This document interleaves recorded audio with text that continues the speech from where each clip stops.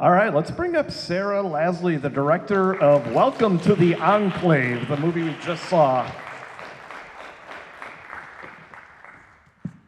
Okay, it is working. All right. Sarah, welcome. Thank you for being here. So I guess, I mean, I have so many questions. I think a lot of us do. Where does something like this come from for you? First, let's start at the beginning. Where did this come from? Well, I want to start by saying I've screened with some of these movies over the last year, and this festival is so special. This is one of the best collections of films that I've seen in the last year and a half that I've been touring. And I want to find whoever made Bug Diner, and I want to befriend them. I'm so jealous that wasn't my film. I'll put you in touch with her. But thank you. Yeah. Phoebe Jane Hart, she's great. Oh, so I guess to answer, I made this film during COVID alone. I had just moved to Texas. I'm from Kentucky, so I have like a Southern upbringing, but Texas is a special kind of Southern. And I was having conversations with my mom in 2020 around like whiteness and all the discomforts that were coming our way. And I remember my mom would always say, Sarah, look, I'm in my 60s, I just want to be comfortable. And I was like, okay. And then she called me one day and she was like, hey, Sarah, have you heard about the metaverse? She thought that the metaverse was going to change everything and that this would be this like utopian place, and I just thought it was really funny that my mom didn't understand the internet at all. And I was already making this 3D model. We were all like picking up hobbies, and I decided to learn how to do 3D. And she's like, I think that's kind of what you're making. And at that moment, I realized I needed to move my mom into the neighborhood and move myself across the street, like the worst version of myself, but myself. And talk about discomfort and whiteness and how dystopian the internet actually is, even though my mom thought that Mark Zuckerberg was going to change her life. So were you collaborating with Brenna Palugi? Yeah, Palugi. Okay, the woman in this film who plays both roles. Plays both roles. Yeah, I've worked with Brenna for many, many years. And she also, we have a similar upbringing, and so she kind of understands like my relationship to my mother.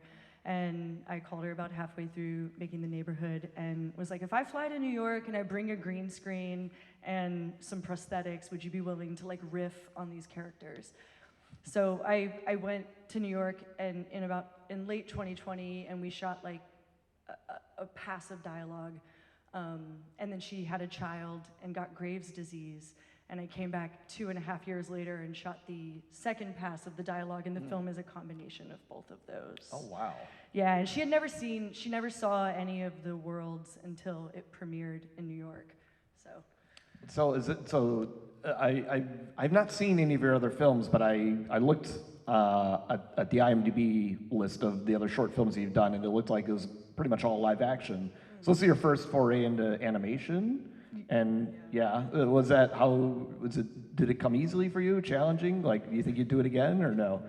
Yeah, no, I'm not an animator, and I make projects alone. I never work with like crew or anything. And I did make a film at the beginning of COVID that I do like visual effects, and I'm interested in sort of where my ambition fails, that like space of like no budget, no help, like desperate to get to that threshold but can't quite get there. I actually loved that space conceptually.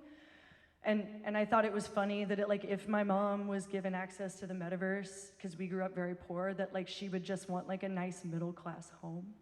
So I'm really interested in like only aiming so high and missing like that like discomfortable place like where things sort of don't work. So I've done some projects with visual effects that sort of fail, and this was the first time I worked with animation that sort of fails. It's supposed to fail, right? It's supposed to be very glitchy and everything. Like that's exactly what I love about it.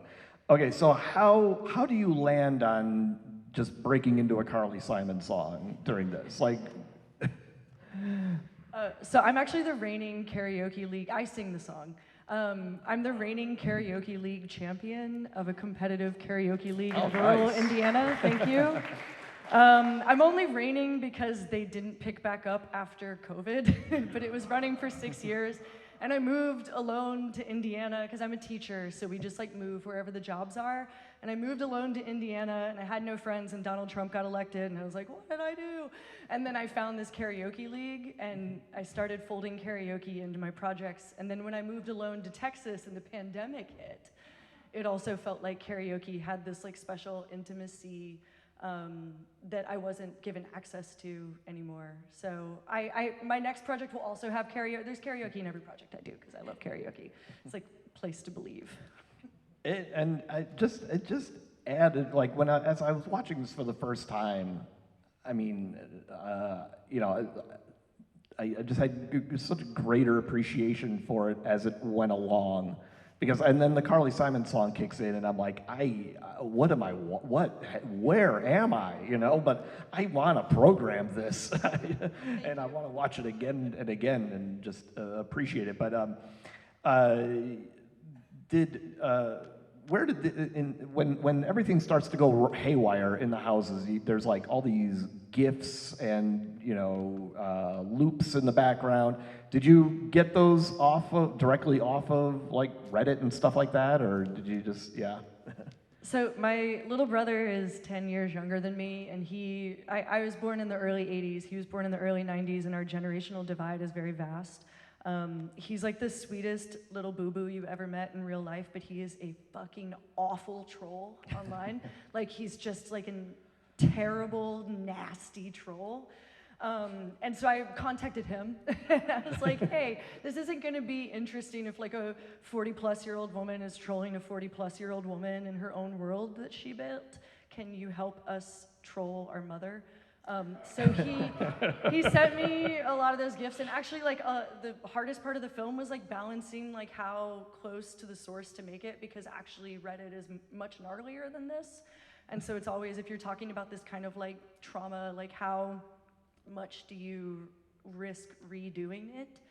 So I had to pull a lot of it back, but he gave me a lot of the gifts. And then a friend of mine, Porus Walker, did like the dick with the pizzas and the guy who goes into the vagina and then back out again. That's my friend, Porus Walker, and he donated some of those images as well.